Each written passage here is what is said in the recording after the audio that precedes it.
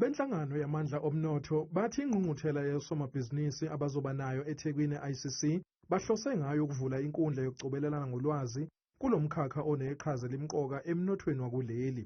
Laphana sizobe sinezikhulumi ezihlukahlukene ezobe izile zokucobelela ulwazi kubantu, kakhulukazi kubantu abayi-target yethu basemakhaya nabantu futhi basemalokishini. Laba bantu esithi bayi-target yethu sifisa ukuthi bangene babe yingxenye kumnotho omkhulu waseNingizimu Afrika.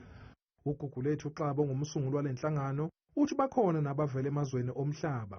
Kuzobe khona izikhulumi ezihlukahlukene kusuka mhlawumbe ungqongqoshe wezeyimali KwaZulu-Natal uMamtheki Nkonyeni, ungqongqoshe ophethe zomnotho ubaba uDuma.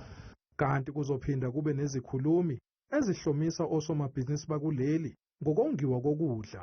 Khona-ke futhi nabaluzi bezokhuluma ofana no-ambassador Amori wase-Uganda la eNingizimu Afrika ezocobelela ulwazi ukuthi i-Uganda yenza kanjani yona ukuthi ibe nokudla okwanele. Le ngqungquthela izophinda yethule uhlelo lokusetshenziswa komhlaba wasemakhaya.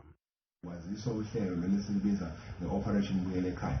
Uhlelo lesikhulume ngalo kakhulu kulonyaka oluthi abantu abazalelwe ey'ndaweni zasemakhaya abafunda ukukwazi ukubuyela kulezo ndawo bangashiyi izihlwempu.